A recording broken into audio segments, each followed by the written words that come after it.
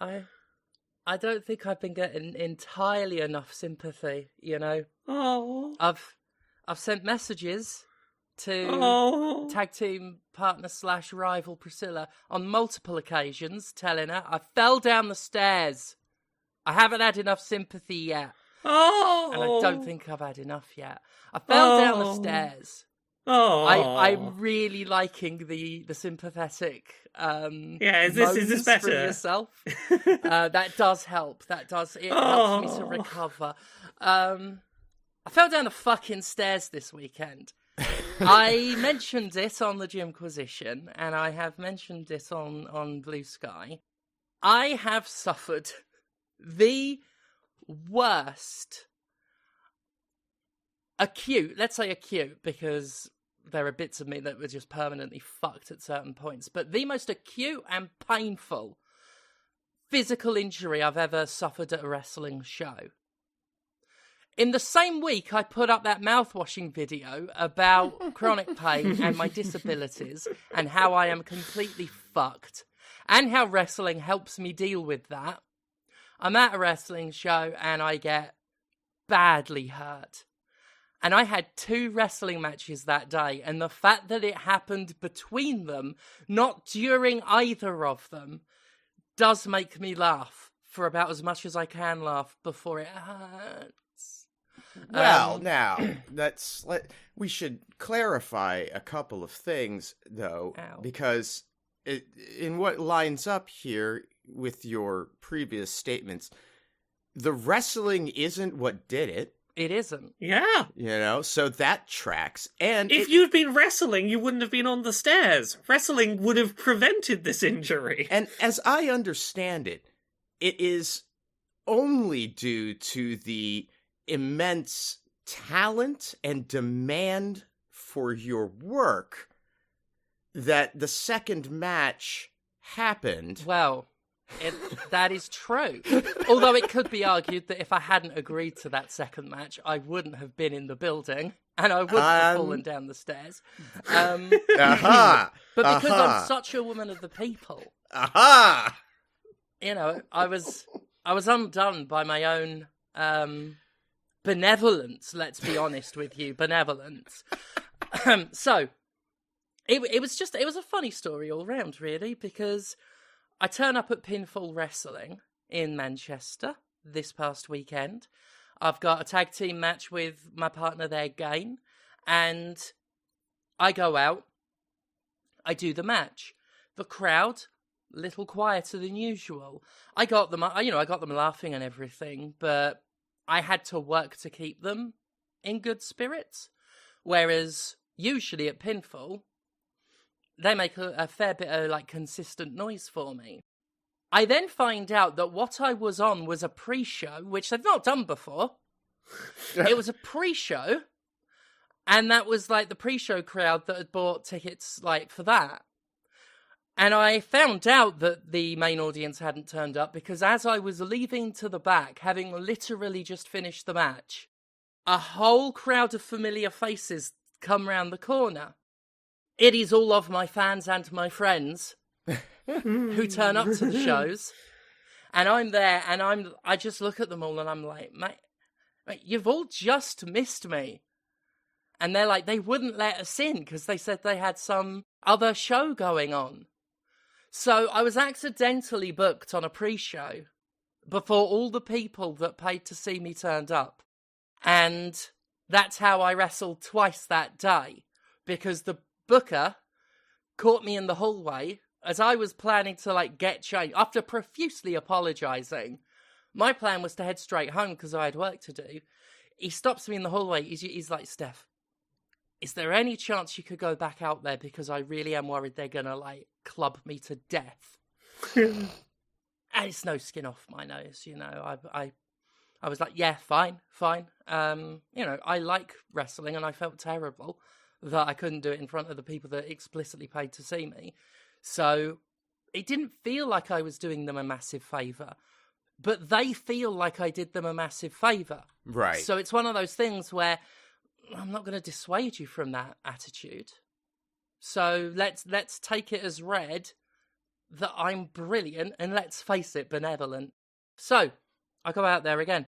In the second half of the show, the main show that I'm due to come out, and during the interval, I was there with a lot of those self-same fans, just chatting with them because I was heading to ringside, including some stream regulars, like people who come watch the live streams.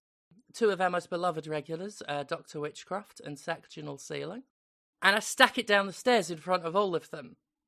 It was a real reminder that when I'm wearing the Commander Sterling mask, I've got to be careful as fuck on stairs. I have never fallen down the stairs wearing it until recently, but I've always been aware that there's no, really limited vision when I look down.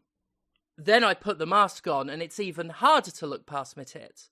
So I, in a moment of confidence, because I had fans around me and therefore thought I was God, I just casually thought, you know what, the stairs probably fine. I think I'm at the bottom. So I just confidently stepped out into nothing, into Wile E. Coyote territory. Oh. Now, luckily, I was it was like the penultimate stair that I missed. So it's not like I went tumbling down an entire flight, but Right. It was solid concrete that I landed on. And I landed on both my knees and the ball joint of the thumb. And I've lost a fair bit of the weight, but I still weigh a fucking lot. And I've had bad knees since I was 17. And those terrible, fucked up knees that probably have no cartilage in them anymore took the entire brunt of my weight. Oh. Took the entirety of Commander Sterling onto them. And they are so bruised, it looks like I made most of my money that day in the car park outside. Which Fee pointed out. They are really, bad. I twisted my back, which, obviously, that was the scariest bit, because my back is, my most injured bit. My shoulders, all the muscles in them got pulled. I've got bruises up my arms. And I'm okay, is the thing. Mm-hmm. I was really worried when I got home, because the adrenaline had wore off the match, which, by the way, I took a suplex in it. I don't take suplexes. But this guy, who I was in there with, we hadn't planned it, but he was feeling confident and tasty. So he gets me during the heat, he's beating me up, which kudos to me for, I was taking a beating after I fell down the stairs. He picks me up and I just hear him say suplex. And I'm like, no, fuck it. Oh no, here we go. It probably didn't look good. I didn't post properly. And I'm, hundreds of pounds. And people who are, more built than that guy. The guy was fucking built. But there have been people even more muscular who have tried to, who have thought they could do something, strong with me to show off. And they fucked it up. He did get me over. But I'm I just fell down the stairs and I'm taking a suplex, which I last took a few years ago in training, and I've never taken it in a match because I'm 6'4" and I'm fucking, heavy as fuck. Who's going to do it? Winchester does it. Fair play to him. Like I say, he did get me over. Yeah. I was probably to a side a fair bit, but he got me over. The adrenaline from that match was so good, and I missed it so much in the car on the way home. And by the time I got home, I could feel it deep. Sometimes when you got pain and it feels wrong because it's in deep. Mm-hmm. I felt it in my pelvis. Mm-hmm. And I was really worried. But aside from the fact that I am still, really dinged up, I don't seem to be injured. I seem to be okay. Plus I get style points, because when I landed on the ground, being incredibly self-conscious as I am at all times, I realised I might have looked foolish. So I rolled with it into a dramatic, Roman Emperor pose on the floor, and bellowed I meant to do that. It just shows you just what an all-round entertainer I am, that I can sort of style it out like that. But it does look like I'm not injured, thank fuck. I am in a lot of pain. A friend of mine, Harry Ann, said to me, "You have the worst luck. because of everything your body ends up being put through. And from one angle, yes, I do. From the other, I've survived everything that my body's been through without major injury. So in a way, I feel actually really fucking lucky. Yeah, I could see that. Like, it was shitty that I fell down the stairs.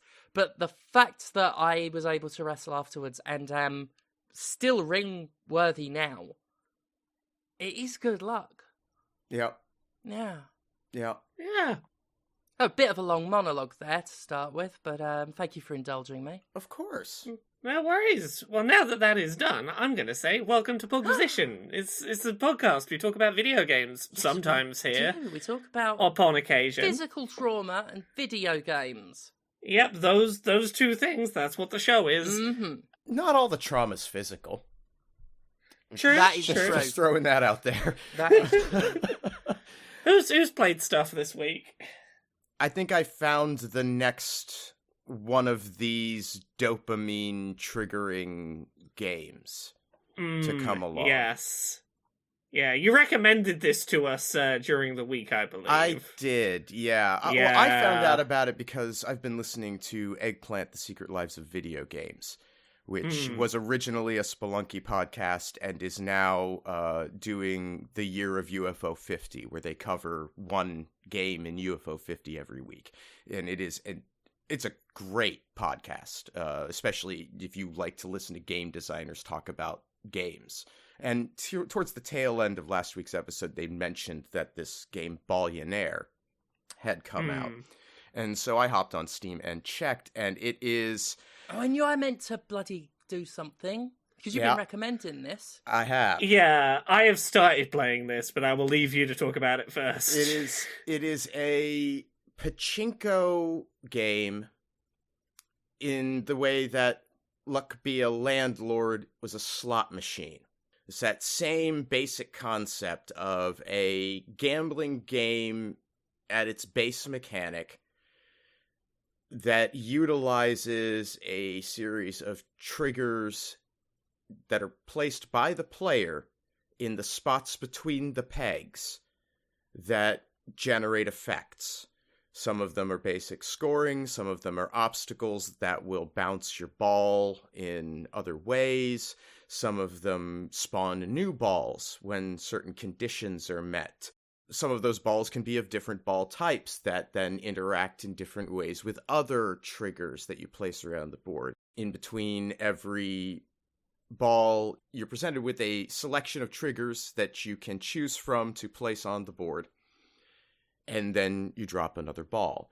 You have X number of balls to reach a certain scoring threshold in order to progress onto the next stage. And there are 9 stages in a run. There are a series of different boards that have their own unique mechanics applied to them that are all pretty neat. And as you build in a round, your board gets more and more complex and starts having more effects and doing that fun watch big number go up and feel good about it with flashing sounds and colors. I've not played a huge amount of it because I started and realized this was going to consume my life. And this is like my last week of work before I take a bit of time off over the holidays. And I was like, I do not have time for this week.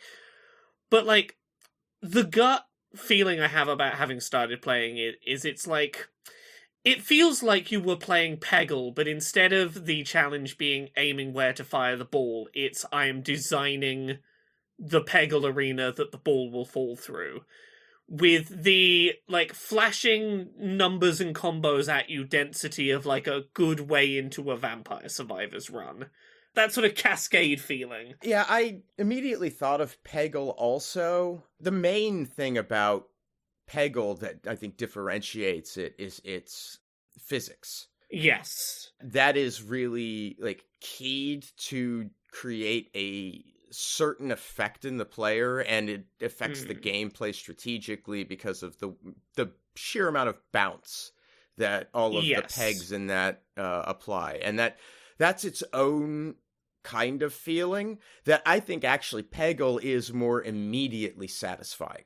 Yeah. Whereas a round of Ballionaire, it's around the third level that things start cooking. And this is why I make that comparison to Vampire Survivors again. It's like, I compare the feeling when, like, numbers start popping off of, like, a ways into a Vampire Survivors run, but you've got to start with that building up momentum to get to the bit where it starts paying off the choices you made. And one of the issues that Ballionaire has is your early game can really fuck you, especially as you start having enough success at it that you're advancing in the difficulty ranks. Once you get to the normal state of the game, which is Ballionaire, I think there's Initiate and Adept levels preceding that. At Ballionaire, it introduces some sort of negative condition right at the beginning of the game. And some of those feel like they can hobble you so significantly in that early game, and that's a little unfortunate. And, you know, if you just don't get helpful draws that you can use to score a few easy points in the first couple stages, they can be a struggle because there's so much space that a ball could conceivably go on a drop. The alternate stages can help with that a little bit. There's a slot machine based one where it drops 3 balls at the start of every drop in columns that are a little more narrow. So you could place a couple of things and be fairly assured that you're going to be able to score 1,000 points pretty easily. Even if you have a few rounds of your 7 that you get that you score nothing, right? But it can be a little bit rough on entry sometimes, and that works against it a little bit. But by the time you've reached that point, you know the potential of what the game can be, and so I don't know that that's a problem necessarily. You know, you're not really being introduced to the game at a point where this kind of frustration exists, and you've already pushed through some challenges to get to this point. So yeah, I don't know that it's all that bad, but it can be unpleasant to start a run and have it not really give you what you need to keep it going. But I like it a lot. I think it's very, very fun. I do like a lot of the combinations. I have found an approach that if I can get a start on it early enough, I'm clearing goals on the first of the 7 balls by the time I get to the last few. So that's satisfying, but it is also kind of stopping me from exploring some other options. It's good. It's, I think, $10, so it's not like a huge investment either. Yeah. And for what you can get out of it, I think that's pretty reasonable. It's not such a bad little entry point. So yeah, I like it. It's colorful. The visuals are weird. It has this dancing stick figure guy whose face changes to a variety of triggers at random as he dances around on the title screen. Yeah. Occasionally he's an angry pizza. Sometimes he's a happy little clock fella. He's toast sometimes. Yeah, he's a vibe. Little guy. He's a vibe. Yeah, I like Ballionaire. I think it's worth checking out. If you like that sort of somewhat strategic placement based big number go up game. I've enjoyed what I've played, and the only reason I haven't given it more time is I can't let myself... I can feel the hooks, and I can't let this be my big new thing this week. Yep. I can tell that you are right, it is going to be for me. Mm-hmm. I'm looking forward to checking it out. I just need to remember to do it. What about you, Steph? What have you been playing this week? I've been playing a couple things. Now, Marvel Rivals is the one that is sort of relevant, but it's not the one I want to kick off with. Yeah? Because this... Now, you may know I'm on my Tamagotchi bullshit again. It's one of the hyperfixations that I sort of cycle in and out. Yeah. Yeah, I'm back on it. I've got 3 different Tamagotchis on the go at the moment. It gets stressful when you've got 3 of them constantly defecating. They shit constantly. I've got 2 Tamagotchi unis, which I'm going to make them fuck so that I can get a special one. And then I've got a Tamagotchi Angel, which is a re-release of one of the proper retro ones, based on angels. However, I don't want to talk about either of those. What I want to talk about is the one that I've been playing with today, which isn't a Tamagotchi. It's a different type of virtual pet. And I was made aware of this the other night because I got atted at the Stephanie Sterling Trash Palace Discord by a Kodo Roku, who is one of the regulars there and is sort of a regular on Twitch in the chat. And it simply said, Tamagotchis with clits. Okay. Now, I've got to be honest. I was intrigued. I'm intrigued. So I looked up what this was. There was a video attached. It was a CNN video talking about it. It's been out for a few years. But what it is a virtual pet called... It's either Punirunes or Punirunes. I'm not sure. It's basically a big plastic ball with a virtual pet screen in it and a hole that you stick your finger in so that you can touch your pet, which is represented as sort of like it starts life as a slime, like an RPG style slime. And inside the hole is a button covered in that sort of stress ball material. It's like a bit sticky and goopy. And so it's squidgy. And you use that to, like, smush it around. I'm watching a video. Yeah, your finger appears on the virtual screen where your finger is in the hole. Yeah, well, it looks like that. It's not one-to-one. Basically, it detects when your finger's in and will make a finger appear on the screen. And then when you press on the button, the finger will move as well. But let's make sure the headline here is clear. This is a Tamagotchi that you finger. Mm-hmm. Yeah. It is entirely based around insertion. That's the point of it. Can I just, before we go any further, Can I just say, I need to ask about the diameter of that hole, because looking at the video footage, it's hard to assess quite what that diameter is. I couldn't get my dick in it. Okay, it looked potentially dick-sized. I need to say that was meant to be a hypothetical. That wasn't me reporting. I couldn't if I tried. It wasn't I tried and I couldn't. Yeah, because I'm looking at it going, this does seem like a Tamagotchi that really is just asking you to poke it with your dick. Also, I do need to add a further clarification to that. I'm not saying that because I'm embarrassed that I did it. Because let's be honest, if I could have got my dick in that, I would have by now. If only to say I did. But looking at the diameter, like, I can tell from sight alone. Like, I can't even get 2 fingers in. Which, you know, I do my best work with 2. So, you know, let alone fisting. Like, I'm not going to be able to do much with a finger. Well, I can, because I'm fucking wonderful. But, I'm watching the official video, and the person using it has got their index finger going in and out and in and out, and like rhythmically in and out of the hole with their finger. It's no one stopped them at any point making this, huh? No, and the thing is that is what it looks like, because the button is directional.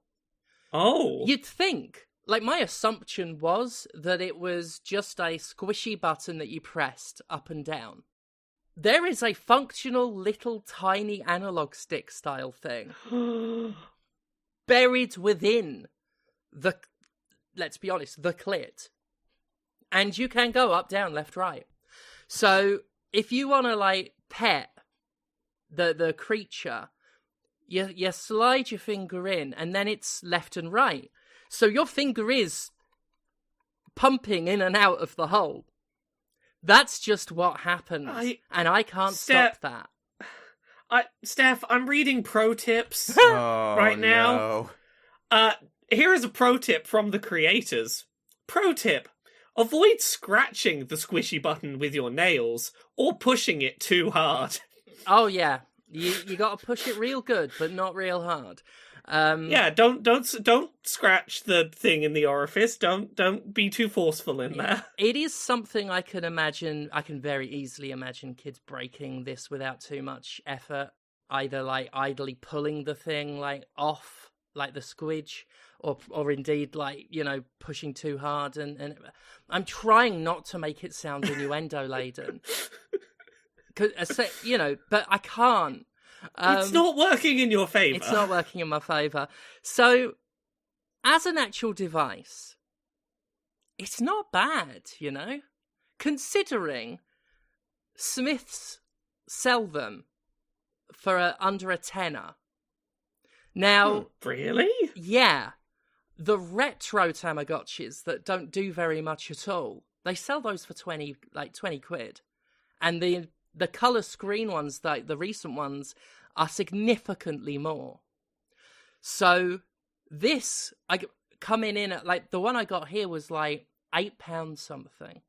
And it does significantly more than a Tamagotchi. Like, if we just look at its features as a virtual pet, it's got the usual stuff. It's got feeding, it's got cleaning up their poos, it's got bathing. But then on top of that, it's got other stuff. I want to say at least like 6 mini games. The colour Tamagotchis, the modern ones, have 3, and they're shit. And seasonally, they might swap one out for another. There are a couple more if you do the online connected arena thing that they do, but I'm not going to get into all the details. But basically, if you want to earn the money to buy your Tamagotchi, like, outfits and stuff like that, and items, then you've got to engage in some really vapid mini-games. And there's only 3 of them, and on the Tamagotchi Unis, only one of them is actually, like, good, in quotes, and actually earns you money without wasting your time and just taking too long doing a load of, like, repetitive garbage. There are 6 on here, and some of them are quite good. They all use the squidgy button to do various, like, simple things, but because it's an analog stick, it's capable of doing more than I would have guessed. As far as minigames go, you've got, like, one where a creature is holding something down and another one is hammering it with hammering a nail into it. And you've got to press to hold down the thing and then let go before it hits it with the hammer. So it's a sort of like rhythmic back and forth thing. So it hits with the hammer, then you press, hits with the hammer, then you press. Simple. Then there's a sort of whack-a-mole one with a jar and a creature pops out and you press the squidge to, like, bop it. And then you've got to do that while not bopping it when a big spiky one comes up. Then you've got a sort of platformer, because one of the basic controls for the pet is if you press down on the squidge and then hold it in a direction, it will jump in that direction. So there's a little sort of platformer where you've got to jump on these platforms to collect stars while avoiding enemies. And when I say that, like, it is super rudimentary, but it ain't bad. There is a crane game where you move the claw to pick stuff up. There's a rhythm game. It's only the one little tune, but there is a rhythm game with that plays like you'd imagine, with a little track and little, you know, timed button presses, and I like it. Against my best instincts, I really like it. And those are just the minigames. Then there's, like, a bunch of other stuff. As a virtual pet, it's not bad. And for the price compared to other virtual pets, that's a lot. It's robust in terms of features. It's got some issues. It relies on the squidge a lot. It's that Wii problem where it's like, you're making me do things with the squidge that a simple regular button press would be better for and more efficient. Like, in order to feed it, I've got to select the food, and then it makes me put my finger in and then push the food onto the floor for it to eat. I'd rather just press a button and have it eat, especially because it's got, like, 10 fucking, like, hunger points, and there's an animation every time it eats, and every food, no matter what you feed it, fills up 1 hunger point. So you're doing it over and over again, and when I'm just, like, constantly selecting, confirming, pushing, watching it eat, that's tiresome. And it's like that across the board. It overexposes the gimmick as well. Sure. Putting the finger in to directly interact with the pet, that is a cute gimmick, and you don't need much more than that, rather than have it used for everything. You know, you're using it to bathe the thing, you know, scrubbing it, but that's exactly the same as when you pet it, and the jumping to get things. Like, a few of the features, absolutely. Using it for everything, not so much. The other major issue with it is the sound. The speakers are terrible on it, and even on the lowest volume, they come out with distortion because they're so tinny, to the point where I think it could be a sensory issue for folks. It's just really low quality speakers, and it can get really loud if you were to throw it right up. Other than that, I mean, the fact that I've just spent the time I'd spend talking about a regular video game on something I bought for a joke, on something I bought to show off to the Discord, I'd say that's something in its favour. And if someone were looking for a virtual pet, like a cheap virtual pet for their kids, or for adults with arrested development like myself, I think I might recommend it. If they are like, you know, Tamagotchis are silly prices, but I reckon my kid would like a virtual pet. It's under a tenner, and you can probably find them for cheaper elsewhere as well. And yeah, so long as they're okay with the sensory feel of those squidgy rubbery sort of textures, I sort of like it. I quite like it. I'm just glad that they are, you know, because our educational system has failed to demonstrate any desire to educate people about the existence of the clitoris. So I'm just really glad that there's a product on the market for children that's letting them know it's there. It is useful for getting my reps in. I'll say that much.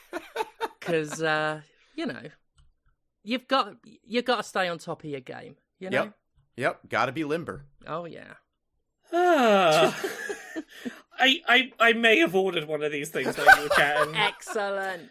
You've maybe convinced me to give this thing a go. I think you'll enjoy it. I'm going to be honest. It's the point where you said it was under a tenner. I was like, okay, at that price, I'm kind of interested. That was my thought, because I am a notoriously impulsive shopper. As soon as this was shown to me, I started looking it up. And I was expecting it to cost quite a bit. I was like, this is a gimmicky bit of tech, and, well, something that is passing itself off as tech, or could be passed off as tech. They probably charge out the wazoo for it. And then I saw it was like, wait, Smiths do these for a tenner. And I've just found one online for $8, under $9. I got it straight away, I just went to the Discord and just said, I am pathetic. I have bought one. Yeah. Yeah. Stuff I've played this week. I've not played a huge amount that I have like much to say about, in that I've largely been just trying to finish up playing games that I dropped off of before finishing them this year. Just to be like, just jumping back into them make me go, oh yeah, I should have finished this or not. Just trying to not have anything obvious on my backlog when I go into next year. I do have one thing I want to talk about that simultaneously I think is good, but I have issues to talk about. I played more of that Rita's Rewind, the Power Rangers side-scrolling beat-em-up / 3D gimmicky sections game. In single player, I continue to think it is a really fun, if a little chaotic game. It doesn't do a huge amount as it goes on to evolve its side-scrolling brawler mechanics, but that's fine. For me, with my amount of ADHD, the frequency with which it's throwing new mechanics at me is a positive rather than a negative, but I know for some it's going to be a little, it's constantly doing everything. The caveat I will give since talking about it last week is, at least on Switch, the co-op mode is broken. Or appears to be. Because me and Jane started playing through the campaign from the start in 2-player co-op on the Switch. We're having a good time. We play through, like, the first batch of levels. We play through, like, the side-scroll and beat-em-up bit, and then the Megazords, individual creatures doing their 3D perspective behind-the-shoulder shooting. And we get to the bit where we're doing Punch-Out in the Megazord. And the way that works is that you basically take turns. If one player either does enough damage to the enemy to complete a segment of damage, or takes enough damage while they're in control will get passed over to the next player, just to make sure that everyone is taking part in the big Megazord punch-up fight. The problem is, we would get through sections 1 and 2 of damaging health to the enemy in this big Megazord, in our big punch-out mode, and then the Switch would just start eternally asking us to connect more controllers. It would throw up the connect your controllers screen as if, like, controllers had become disconnected, and we've reset the game and restarted the level, and it consistently happened when it was, like, the third section of the fight. And the best I can tell is it's looking for a player 3 that doesn't exist. Oh. We're getting to the third segment of the fight, and it's going, cool, pass it to the third player. Well, we're playing 2-player co-op. Pass it to the third player, though. Well, there is no third player. Okay, we'll connect to third controller. No, not the third controller, third player. What the fuck do you mean? So we couldn't get past the first Megazord section in co-op. That's a shame. Yeah. I don't know if this is an issue other people have had. I tried Googling, couldn't find anyone else reporting this issue. Don't know if it's an issue that affects other platforms. But it did mean that we couldn't play any further in co-op on Switch, which was a real shame, because we were kind of having fun at that point. So yeah, I'm having fun with it in single player, but the idea of playing it as a co-op game has just kind of had to go out the window, and that's a bit disappointing. Conrad, you played anything else this week? I have been playing more UFO 50. Over the course of the last couple of weeks, I've played through most of its little turn-based RPG. And, okay, so, I don't like those kinds of games. It is not that they are bad, or that I think I don't have the patience. They are long, they're tedious, they often have a lot of grinding, and all of those design aesthetics are present in this. But UFO 50 has a habit of introducing things that I would normally bounce off of and add a twist, add a neat mechanic here or there that keeps me invested and interesting. And this is the first one that I have sunk significant time into. Nope.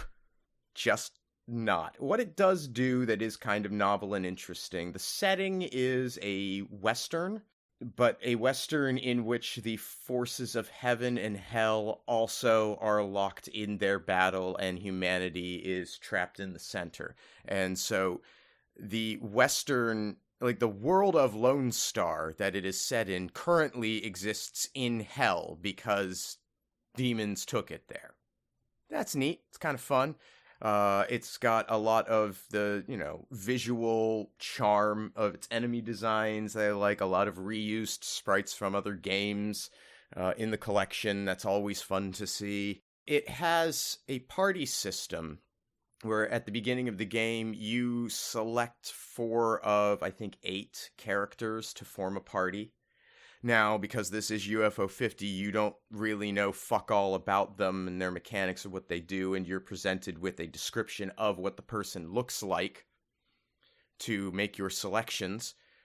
And so it has that information lack problem that can lead you to, build a party that is really not balanced in a good way. Say, by having one too many support characters in there, but you didn't realize who was going to be a support character and who was going to be, a mage. And then you get like several hours in with that party and sunk cost fallacy, and you just don't want to have to do all of that earlier stuff again with a better composed party now that you understand more about the game. But yeah, so that's present in this as well. But the weapons, when in combat, that turn-based combat introduces a mechanic where you do a timed button press to get your shot off, like a Mario RPG type thing. So they represent the guns, and there's a critical point where you can do more damage, and this is worse. This actually makes it worse, in my opinion, because now not only am I having to do tedious turn-based combat, I have to be involved in every step of it. If I don't engage with it, I can't just set it down and let the combat play itself out. I have to be there to pull the trigger, or I don't progress. And that is frustrating to me, personally. It's a tweak that actually doesn't help. The tweak that does help, it has a bank. And I love this. The bank earns 2% compounding interest on what's in there every battle. Oh.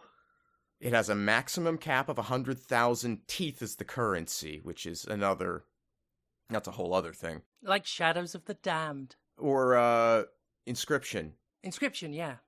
Yeah, caps out at 100k, but you can get there in pretty swift order, fighting low-level combat encounters, and it teases you with an item at, like, the very beginning of the game that costs 100,000, and it's, the item that you use to make the most powerful weapon in the game in the, last 10%.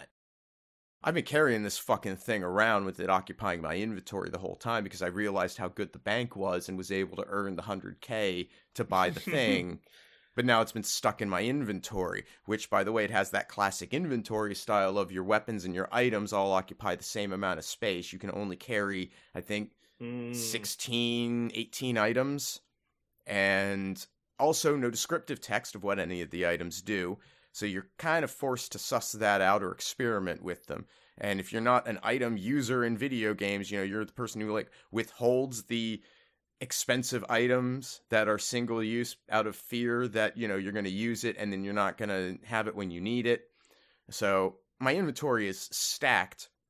And the worst part is that I have a character whose special ability, or one of his abilities, is that when you use a healing item, it only uses half of the healing item. You get to use it twice, basically, which is huge. Oh. Yeah, it's great. Like, the character abilities that they have built into it, there's depth, there's some cool stuff there. There's a shaman character that I've not put in my party. Sounds great. I'm never playing this again, so I will never know how good this character is. But, the dog, there's a dog. Of course I took the dog. Obviously, I took the dog. The dog is weak as shit. Does great melee damage if you can keep it alive, but dies very easily. And it's interesting because the dog also has the ability to where if someone else in the party is going to take a fatal hit, he goes and takes the hit for you. And that's great. But then now you've got to worry about keeping this dog maxed out with their health. Otherwise, that fatal blow is going to, kill them too, or they'll just be dead before they could take it. I hate this type of game. And that's why I'm ranting. Because I don't necessarily think it's a bad example of the form. I think it's an excellent example of a form I can't stand. And the things that it has done, while UFO 50 normally succeeds in making little tweaks that change my perspective on it. No, this is just... You can't even have me riding around on the Four Horsemen's horses as my fucking airship. No, it's just not... And... Demons in a Western, that's a setting that I should resonate so hard with and be into and allow me to see past all of this, and no, it's just not happening. But I'm almost done, and hopefully when I find out what the cherry condition is, I'm not infuriated because I feel compelled to then have to play this again. That one's a miss for me, but if you like a turn-based RPG, UFO 50's got one just for you. What about you? I've not really played much else of note this week. It's been just trying to finish up work stuff, honestly. What about you, Steph? You been playing anything else? Yes. I just picked up a glass bottle of buttercup syrup because I was going to tap it for Stephanie's wee corner. Tap, but it had sticky on the outside, and now my hands are sticky, and now I'm being autistic about it. My hands are Understandable. My hands are sticky. Understandable. Right, that's okay though, because I was hoping to get more time, because I recently set my Wii back up, mostly because I've ordered Sengoku Basara because I was feeling like playing that, but I didn't have time to play anything on the Wii before I had to record here today, so I can't actually do anything about it except to say I played one level of House of the Dead Overkill, and every time I play that, I'm so glad it exists. It's a goofy delight. It's wonderful. It is. I think I've told the story before, but I was at PAX one year and we were at a bar and someone pointed out to me this guy sat at a table on his own and went, "That's the producer of House of the Dead Overkill." I walked right up to him, just said, "I thank you for your service," and then I left him alone. And I was right to do it. So couldn't do that. I played Warriors Orochi 4, which is the big crossover with Samurai Warriors and Dynasty Warriors, and then they have guys like Ryu Hayabusa from Ninja Gaiden in it as well, and a whole bunch of original characters. And I just want to make 2 quick points about that. I'm reminded how annoyed I was, how annoyed I've been with the Tecmo Koei games where they don't localize them. So it's all Japanese voiceover, which is fine as a concept, but when I'm playing a hack and slash game, and you are throwing a weird amount of story at me, I don't know what's going on. There's like a big interdimensional plot going on, but they're talking during the fights, and I'm concentrating on the fights. And they also, shout tactical stuff that's going on. And I'm not paying attention to all of the text. I have a better idea of what's going on with the ones that have been localized with English-speaking voiceovers because I can listen to them. I can't do that with those. It's fine for a visual novel or an RPG or something you can take your time, but no. And the other point I want to make with that is, again, I'm so sad about Dynasty Warriors Origins giving everyone a spear and going the realistic route again. I played a guy who fought with a fishing rod. He was hooking guys around. It was awesome. And now we have to go back to spears. Awful. A crime. So that's that out the way. I guess just quickly let me cover, because I know I've been rambling a lot today. I played that Marvel Rivals, that free-to-play hero shooter that's come out. I have it downloaded. I haven't touched it yet. I'm pleasantly surprised. Yeah. Yeah, my experience with Marvel free-to-play games is on mobile. I have played quite a few of the Marvel freemium games on the mobile platform, mostly to annoy myself because they're all disgusting. They are like Raid Shadow Legends or below in terms of interaction and being little more than a delivery mechanism for microtransactions. With Marvel Rivals, you've got yourself a third-person online hero shooter that is honestly quite good. I'm liking it. It's straightforward, but it's not like threadbare and lifeless like that Star Wars Hunters. There's enough going on that I've been invested, not like super duper engrossed in it, but invested enough that I'm like, I won't just have one round. I will have at least a couple of rounds per session of it. It's got really good support characters, which I like, especially after playing Concord, where they had some of the worst support classes I've ever seen. The characters do all play like nice and different, that do feel thematic to them. I have a personal issue, and it might just be me, with characters that have some of the slower projectiles, like Hela shoots these sort of, I think it's like raven feathers or something. And unlike someone like the Punisher, who's got an assault rifle, anything that renders like actual like missile-style projectiles, there's something off that I've not felt from other games with similar speed projectiles, where I just don't feel like I am hitting anything. And I'm not most of the time. I just can't predict where the other players are going to be, and I will have my reticle on them, but the thing won't hit. And I think it's just that the projectiles are travelling slower and the enemy has moved by the time the projectile reaches them. And I've played games that are like that, and I've coped just fine. There is something about this one where if they don't just have a straight up gun, it feels like lag without being lag. And I don't know if that's just a me problem. I'll be interested to get your thoughts on that, Laura, when you play it. Because it just feels incredibly off to me. That aside, it does play quite well. The main character I've been playing is Mantis, and her projectiles do have that weird sort of what feels like input lag but isn't. Or not even input lag, impact lag, I'll call that. Doesn't matter so much with her because support is her main thing. And there does seem to be a bit of assistance when you're shooting a healing thing or a buffing thing at your teammates. And I find that with just scattershotting her projectiles at the enemies, I hit well enough because critical hits charge my support stuff. Yeah, I'm enjoying playing her. When she buffs allies, any damage they do will tick on your reticle as if you're hitting them. And you won't get a kill for it, you'll get an assist. But it is very satisfying to buff, 4 allied players and then just watch your reticle do the hit confirmation thing over and over and over again. And just feel like, making support feel like an actual thing you're being rewarded for. Yes. It can sometimes be hard to get direct feedback as a support player and feel like the buffs you're giving your team are doing anything. Like they're as impactful as what everyone else is doing with them. Yeah, exactly. Yes, that's perfect. Yes, you feel just as included as them. It also means you can be annoyed when you buff them and they're not ticking and you're like, what are you clowns doing? And her heal's pretty good as well. It's just like a one-shot sort of shooting at them.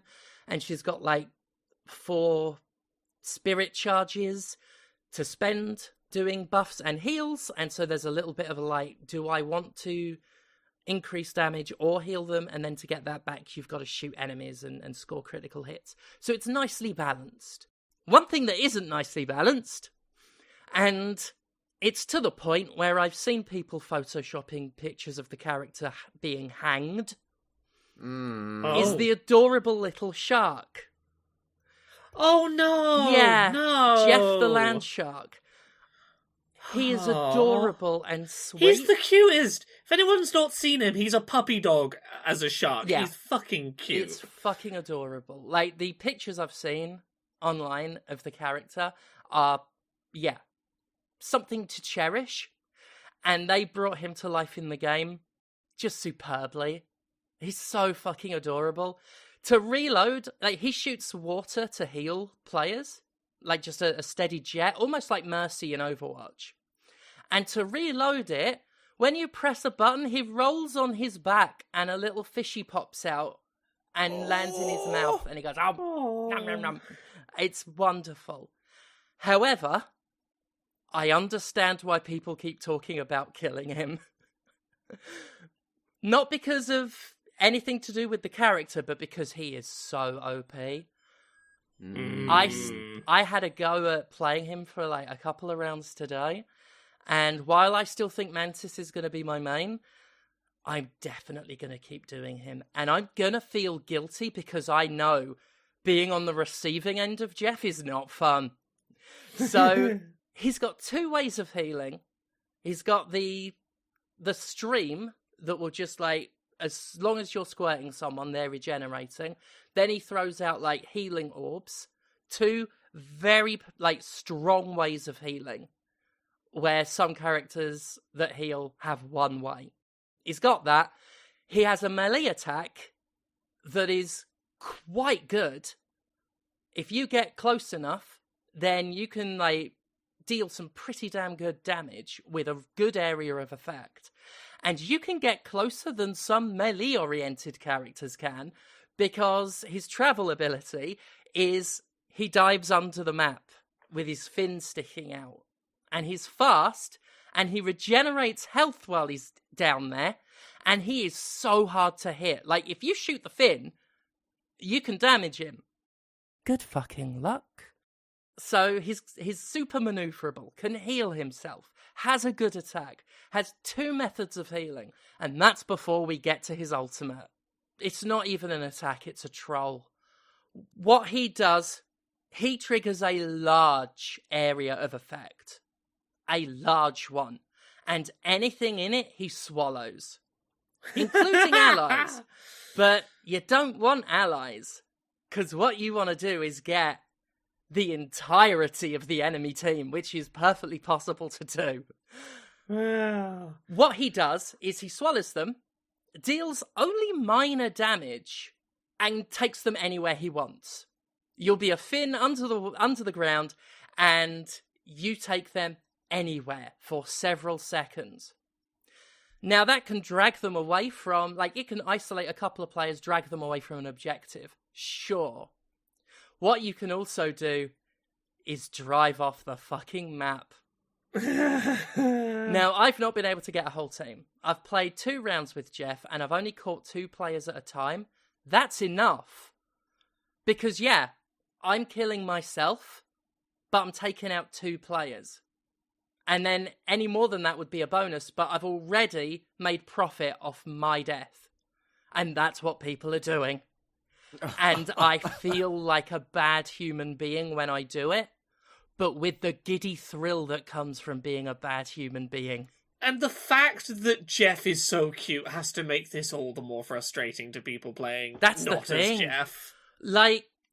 Another character that I personally find overpowered, I don't know if he actually is, but I keep dying to him, is Iron Fist, who will just get in close really quickly and then just fucking mully you. I hate Marvel Rivals' Iron Fist. I want to slap him in the face for real. I can't be mad at Jeff. He's too cute. I understand. I saw Jeff's head photoshopped on Danny DeVito's head when Frank hangs himself in Always Sunny. And I can't do it, which makes it more frustrating because I want to hate Jeff.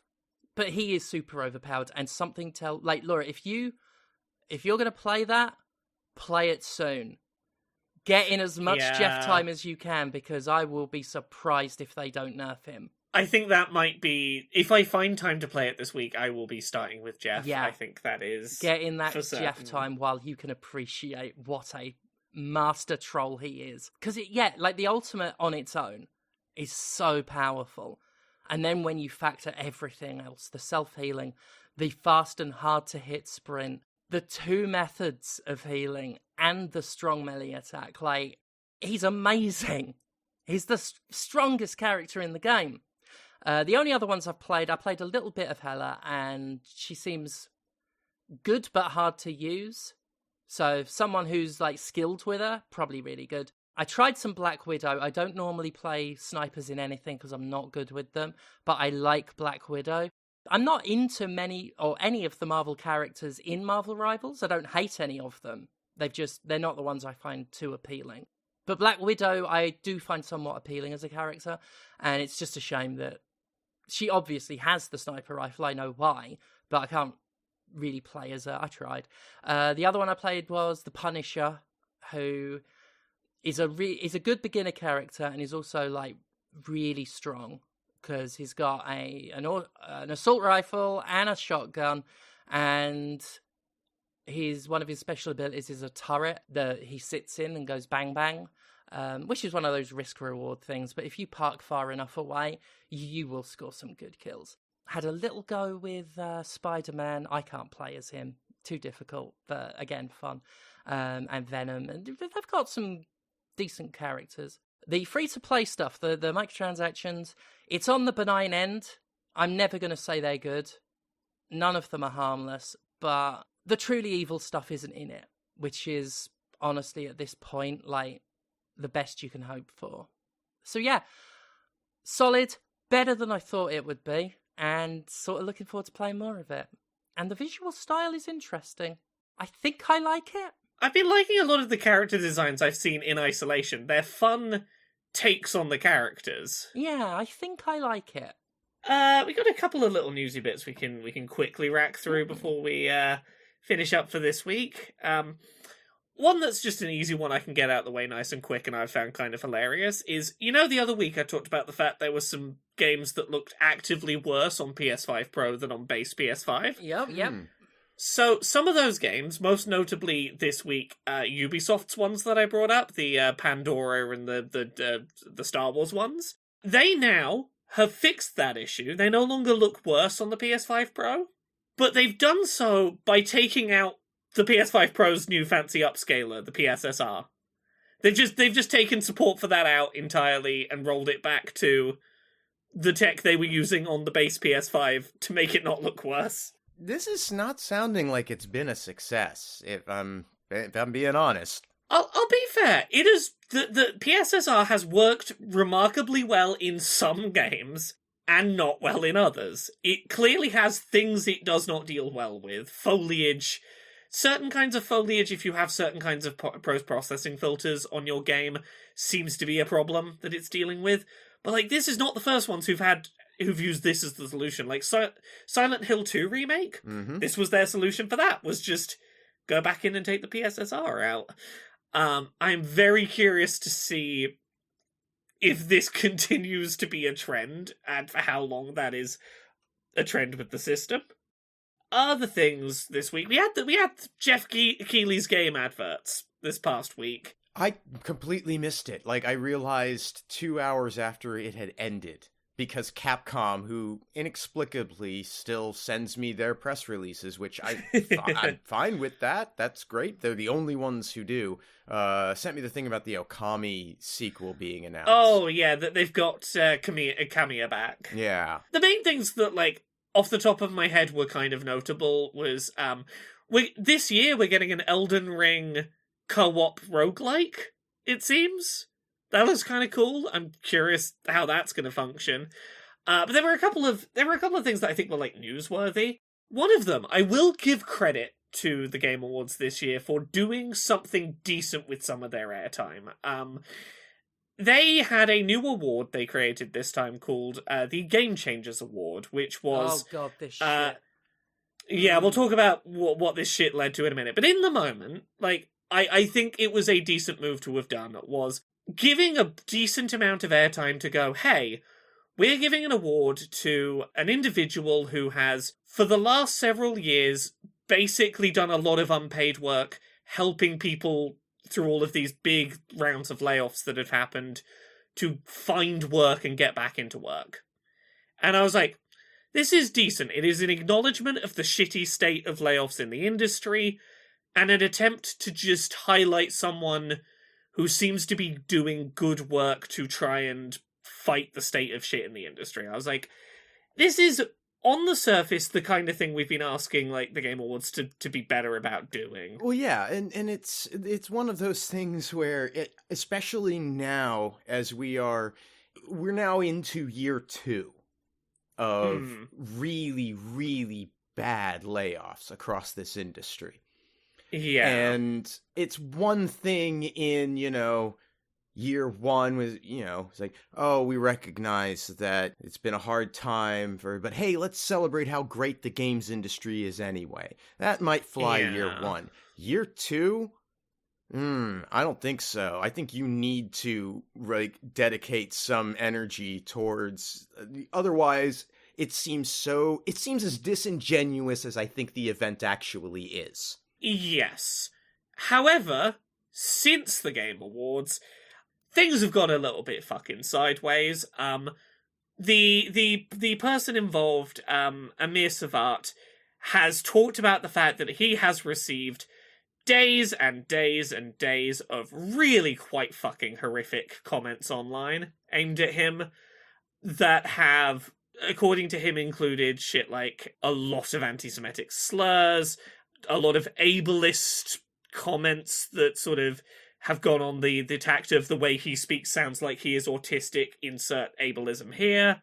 He has been accused of being some sort of double agent for the industry. The fact that he works in a business development role at Tencent has been used to be like, oh, he's probably in his day job doing just as much of the mass layoffs Why is he trying to get credit for helping people back into jobs if he's doing a job where he's doing mass layoffs? He's then had to come out and go, I don't do anything to do with hiring or firing. I was not working at Tencent when I started doing this. This is completely unrelated to any work I do in my day job. This is just a thing that I do. I've never been in a job role where I have laid anyone off or been responsible for that. And it's just been a fucking mess of a thing. It's really taken something that in the moment seemed positive and has just fucking turned it pretty vicious. We can't have nice things. That's not allowed. No, not allowed to have nice things. Yeah, I missed all of that bit. I didn't even see that bit. Yeah, what bit did you see?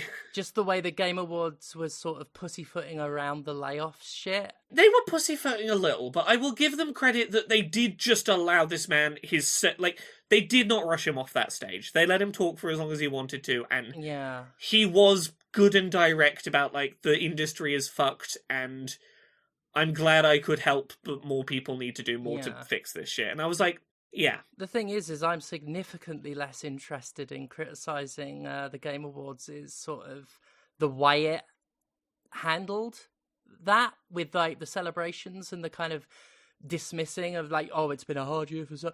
Like, I'm less inclined to have a crack at that now because that is significantly worse. What they put that guy through, what fucking little monsters on the internet can't resist doing. Little shitbags on the internet got weirdly fucking vicious about a person who got an award for, I have given lots of my free time to trying to help people find jobs. And I don't, like, this is one of those where it's hard to be like, you should have seen this coming. Like, this feels... What was there to be angry about? Right. Yeah, they shouldn't have seen this coming.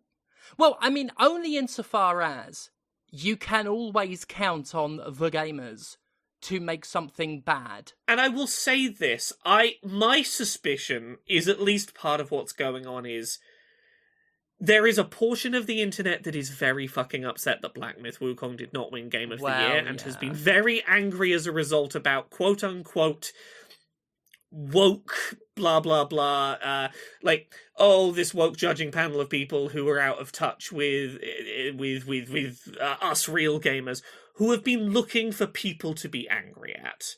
And I feel like maybe there is a degree of this was a singular human being placed as doing good in the industry might have caught some fucking crossfire.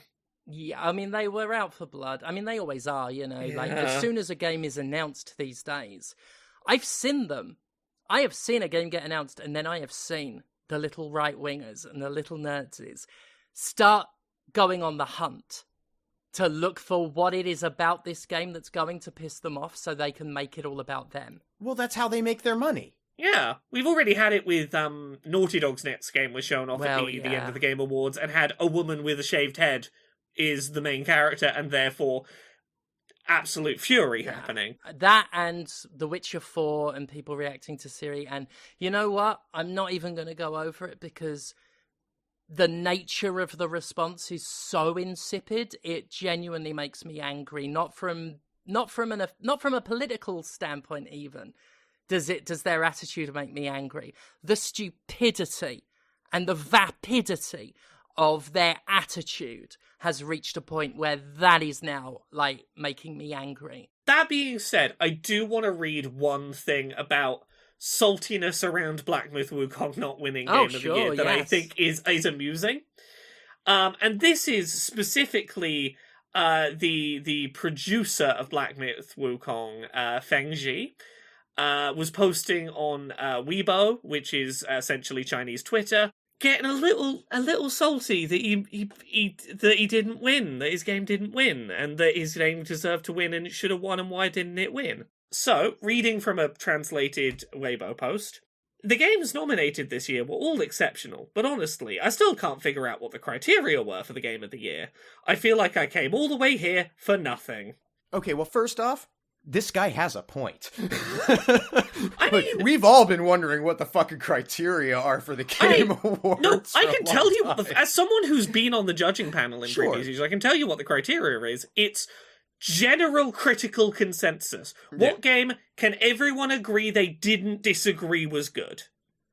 And fucking, like, Astrobot winning Game of the Year and Black Myth Wukong not winning Game of the Year, in that criteria... That is uncontroversial, in those circumstances, It's a game that got fucking 9.5 to 10 out of 10s across the board was always going to win a generic industry opinion poll better than a game that averaged a 7.8. I would ask this in response.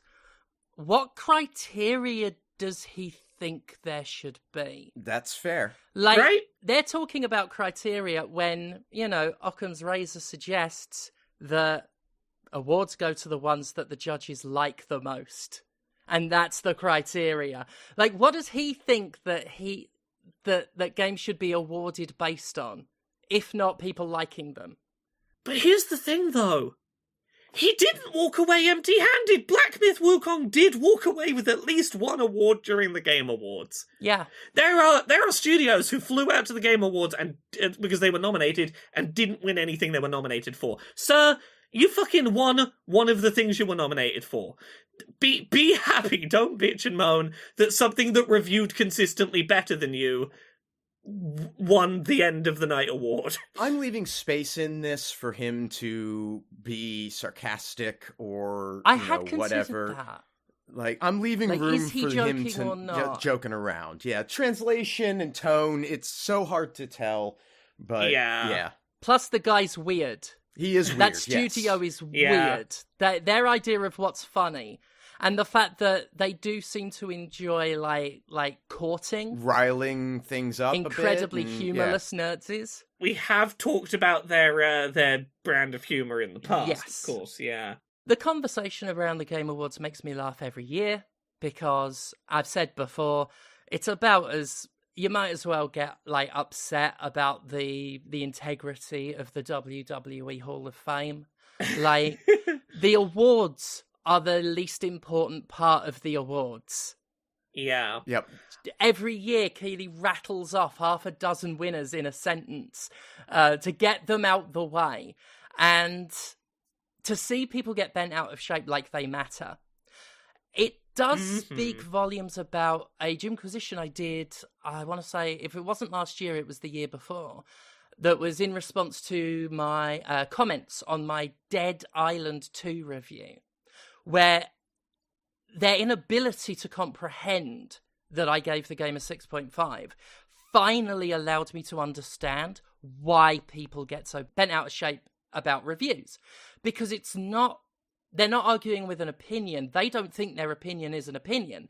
They think this is truth. They think saying this game deserves this score or this game is the game of the year is as objectively true as saying the sun is hot. And when you challenge that, you glitch their matrix. And nothing typified that to me more than a post I saw where someone said, Astrobot won Game of the Year instead of this. And it was 30 seconds of Black Myth footage, most of which was a cutscene. Yeah. This is them all fucking flying around in the air with the camera swooping around Something them. like that, yeah. I didn't even bother looking at the video because the point to me was they had no point. They had no argument as to why Astrobot shouldn't have won and Black Myth should. Because their argument was, look at it. Because in their mind, objectively, you look at it and you see a fact that it's better than Astrobot. And that's what they're angry about. You know what's better than look at it? Play it. I played both of them. Astrobot was better. Astrobot deserves tons of plaudits. It is brilliant. And the thing is I could give you arguments as to why I think that. In fact, I will when the Jimquisition Awards go up this coming Monday. Yeah. But the thing is, I've never seen anyone who goes online frothingly mad about, Black Myth Wukong not getting its, just desserts. I've never seen any of the people going out of their way to stand that game, explain why they like it, or even what it is. Because it's, it's just a political prop for them. But their argument is Black Myth Wukong is the game of the year because Black Myth Wukong is the game of the year. Mm-hmm. And they don't like what they consider scientific objective truth being challenged, because it challenges their entire worldview. Yeah. That's what we've seen with this, and it's just the Game Awards. It's just an advertisement show. It is. I did find it funny that the Stellar Blade director was hanging around with Neil Druckmann, and the nerdzis hate Naughty Dog and love Stellar Blade, and they couldn't quite handle what they were seeing, which was two adults who don't really give a fuck about online territory, like territorialism, and are just two game developers hanging out. Yeah. The last thing I've got on the list for this week, and this is just a thing that's amusing me, is I am fucking fascinated by the state of Nintendo not being able to keep a lid on the design of their Switch successor that they haven't announced. Because here's where things have gotten to since I last brought this whole saga up.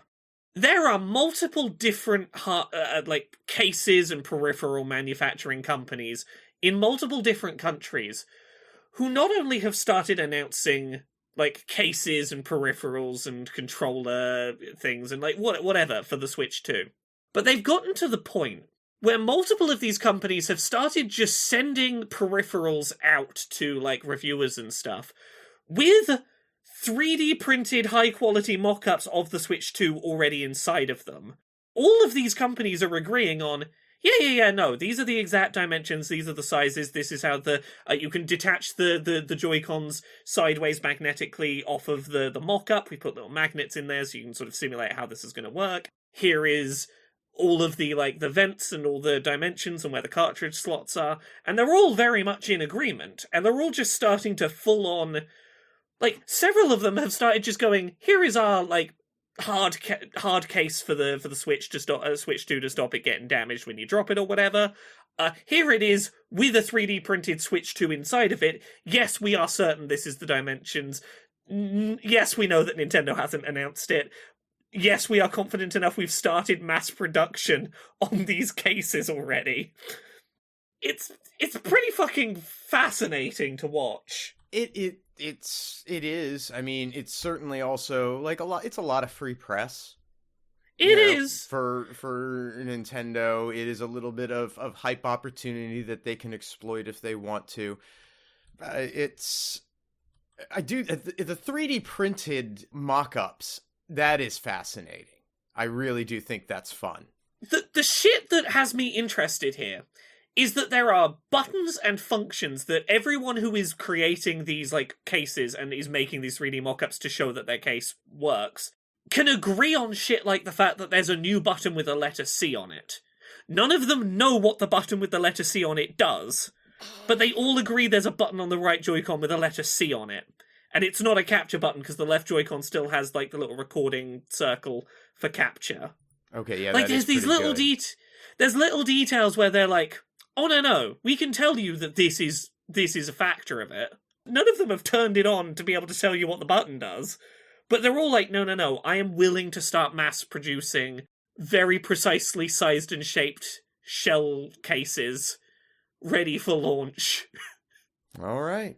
Yeah, it is nothing particular to say about it other than that I'm just a little bit fascinated watching this all unfold, with Nintendo being as very strict about their messaging as they tend to be, and apparently just not doing much about the fact this is happening. I mean, I don't know. How many lawsuits do you want to file? And then you're an asshole, and everyone's just tell everyone and blah blah blah. I just feel like at this point, surely just officially go, hey, this is it. It's called the Switch 2. More info in January or whenever. No, they're gonna do it in a little Nintendo Direct video release that's just not ready yet, and isn't the time they want to do it. And they will. It is a matter of clearly it's inevitable. I mean, at this point, it must be. I've just never known a console get to this level of we've all seen it. But and the company just be no, it's not time yet, though. Yeah, that's everything for this week. We done it. We decided that next week we're taking the week, right? Yep. Yeah. Listeners, I don't need to tell you what I'm about to tell you because I just said it, but we are taking next week off for Christmas. So Yep.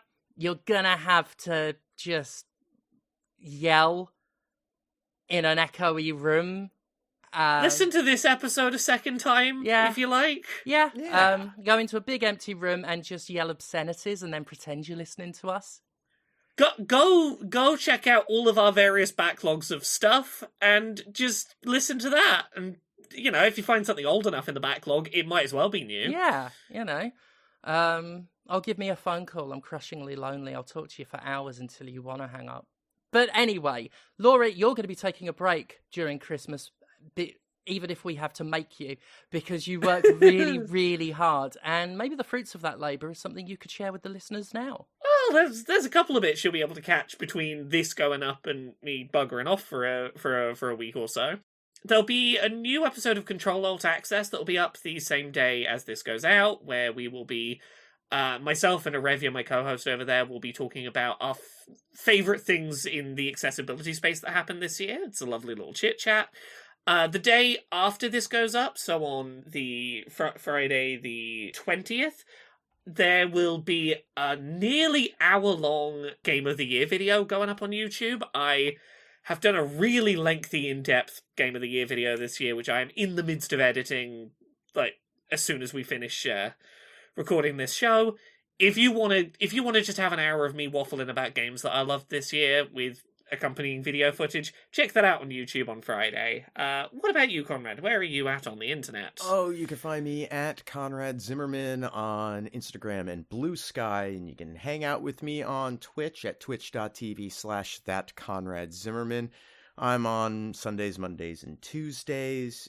You can listen to me on Let's Talk About Snacks, where I talk about snacks with my wife Linda and Lauren Morgan.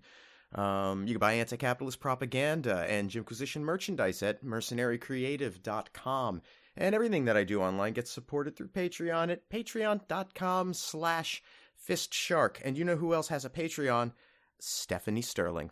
That is true. Patreon.com/Jimquisition, which supports this podcast and the Jimquisition show and the reviews that are on the Jimquisition.com. The last review I wrote was for Indiana Jones. By the time this goes up, there may be one for Vampire Hunters, because I'm trying to get a bunch of written reviews out before the end of the year for anything I missed that I still want to review. I also stream at Twitch TV/Jim Sterling. I just stream as and when my schedule permits. I am on Blue Sky as Commander Sterling, also on Instagram with the same name. My next wrestling booking is this weekend, the 28th. I forget if that's a Saturday or a Sunday, but it's the 28th. This coming weekend at Blackpool.